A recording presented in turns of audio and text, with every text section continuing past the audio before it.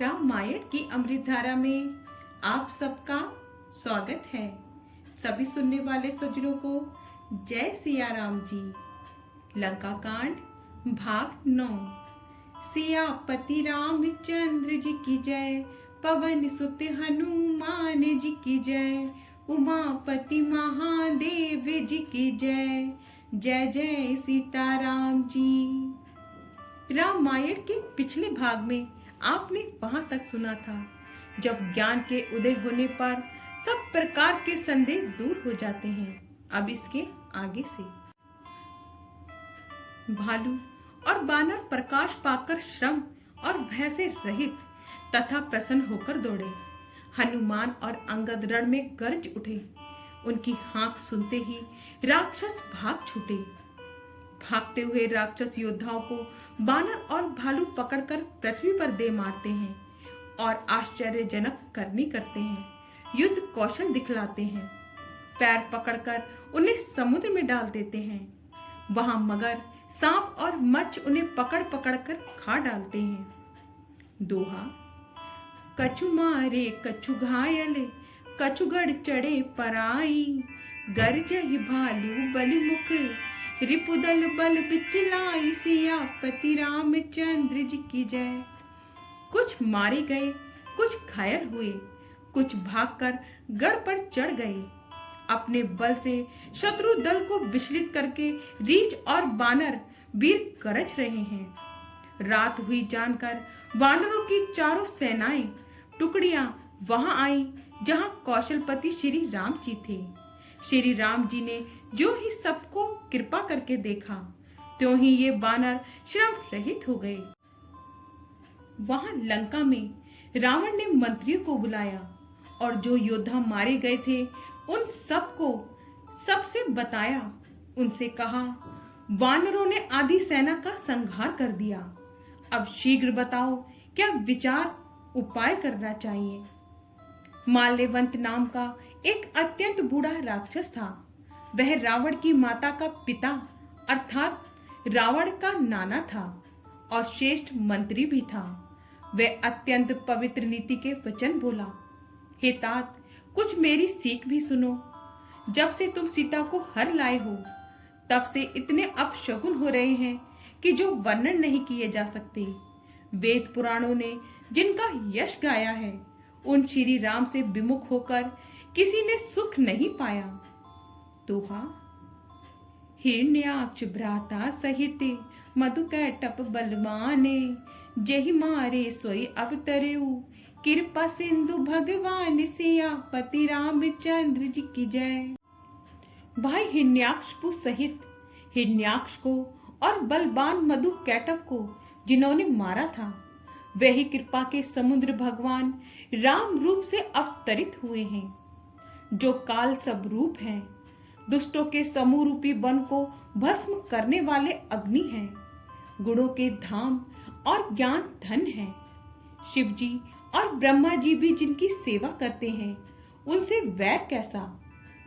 वैर छोड़कर उन्हें जानकी जी को दे दो और कृपा निधान परम स्नेही श्री राम जी का भजन करो। रावण को उनके वचन बाण के समान लगे। वह बोला, अरे अभागे, मुंह काला करके यहां से निकल जा। तू बूढ़ा हो गया है, नहीं तो तुझे मार ही डालता। अब मेरी आंखों को अपना मुंह ना दिखलाना। रावण के ये वचन सुनकर माल्यवान ने अपने मन में ऐसा अनुमान किया कि इसे कृपा निधान श्री राम जी अब मारना ही चाहते हैं। वह रावण को दुर्वचन कहता हुआ उठकर चला गया। तब मेघनाद क्रोध पूर्वक बोला, सवेरे मेरी करामात देखना, मैं बहुत कुछ करूंगा। थोड़ा क्या कहूं, जो कुछ वर्णन करूंगा थोड़ा ही होगा। पुत्र के वचन सुनकर रावण को भरोसा आ गया। उसने प्रेम के साथ उसे अपने पास बैठा लिया। विचार करते करते ही सवेरा हो गया। बानर फिर चारों दरवाजों पर जा लगे। वानरों ने क्रोध करके दुर्गम किले को घेर लिया। नगर में बहुत ही कोलाहल शोर मच गया। राक्षस बहुत तरह के अस्त्र शस्त्र धारण करके दौड़े और उन्होंने किले पर से पहाड़ों के शिखर ढाए। मेघनाद ने कानों से ऐसा सुना कि वानरों ने आकर फिर किले को घेर लिया है। तब वह वीर किले से उतरा और डंका बजाकर उनके सामने चला। मेघनाद ने पुकार कर कहा, समस्त लोकों में प्रसिद्ध धनुषधर कौशलाधीश दोनों भाई कहाँ हैं? नल, नील, दुविध, सुग्रीव और बल की सीमा अंगद और हनुमान कहाँ हैं? भाई से द्रोह करने वाला विभीषण कहाँ है? आज मैं सबको और उस दुष्ट को तो हठ पूर्वक अवश्य ही मारूंगा। ऐसा कहकर उसने धनुष पर कठिन बाणों का संधान किया और अत्यंत क्रोध करके उसे कान तक खींचा। वह बाणों के समूह छोड़ने लगा। जहां तहां बानर गिरते दिखाई पड़ने लगे। उस समय कोई भी उसके सामने ना हो सके। रीछ बानर जहां तहां भाग चले। सबको युद्ध की इच्छा भूल गई। रणभूमि में ऐसा एक भी बानर या भालू नहीं दिखाई पड़ा जिसको उसने प्राण मात्र अवशेष ना कर दिया हो, अर्थात जिसके केवल प्राण मात्र ही ना बचे हों। दोहा, 10-10 सर सब मारे सी, परे भूमि कपिबीर, सिंहनाद करि गर्जा, मेघनाद बल धीर, सियापति रामचंद्र जी की जय। फिर उसने सबको 10-10 बाण मारे। बानर वीर पृथ्वी पर गिर पड़े। बलवान और धीर मेघनाद सिंह के समान नाद करके गरजने लगा। सारी सेना को बेहाल व्याकुल देखकर पवन सुत हनुमान क्रोध करके ऐसे दौड़े मानो स्वयं काल दौड़ा आता हो। उन्होंने तुरंत एक बड़ा भारी पहाड़ उखाड़ लिया और बड़े ही क्रोध के साथ उसे मेघनाद पर छोड़ा। पहाड़ को आते देखकर वह आकाश में उड़ गया। उसके रथ, सारथी और घोड़े सब नष्ट हो गए, चूर चूर हो गए। हनुमान जी उसे बार बार ललकारते हैं पर वह निकट नहीं आता, क्योंकि वह उनके बल का मर्म जानता था।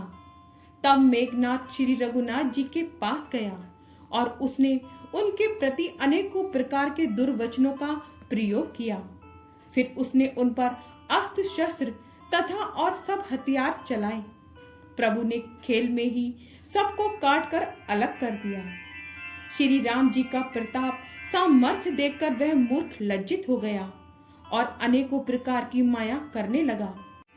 शिव जी और ब्रह्मा जी तक बड़े छोटे सभी जिनकी अत्यंत बलवान माया के वश में हैं, नीच बुद्धि निशाचर उनको अपनी माया दिखलाता है।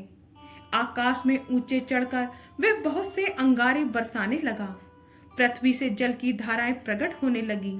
अनेक प्रकार के पिशाच तथा पिशाचनियां नाच नाच कर मारो काटो की आवाज करने लगी।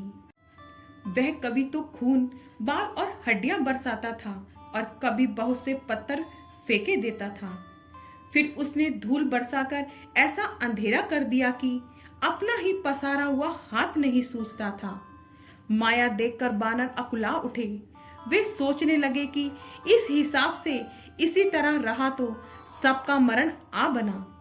यह कौतुक देखकर श्री राम जी मुस्कुराए। उन्होंने जान लिया कि सब बानर भयभीत हो गए हैं।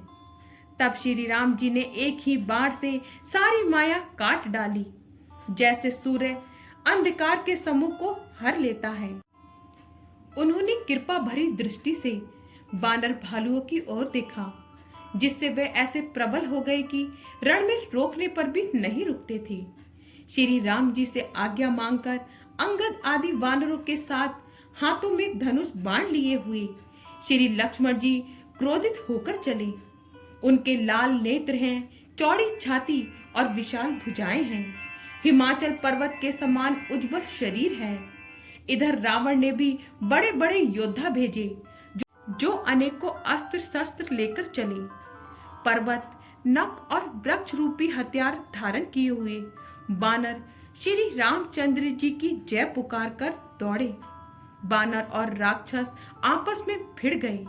इधर और उधर दोनों ओर जय की इच्छा कम न थी, अर्थात प्रबल थी। बानर उनको घूंसों और लातों से मारते हैं, दांतों से काटते हैं, विजयशील बानर उन्हें मारकर फिर डांटते भी हैं। मारो मारो, पकड़ो पकड़ो, पकड़कर मार दो, सिर तोड़ दो और भुजाएं पकड़कर उखाड़ लो। नवोखंडों में ऐसी आवाज भर रही है, प्रचंड रुंड धड़ जहां तहां दौड़ रहे हैं। आकाश में देवतागण ये कौतुक देख रहे हैं। उन्हें कभी खेद होता है और कभी आनंद होता है। आगे का भाग कल। जय सिया राम जी। आपको पसंद आए तो लाइक शेयर कमेंट्स कीजिए और हमारे चैनल को सब्सक्राइब कीजिए। जय सिया राम जी।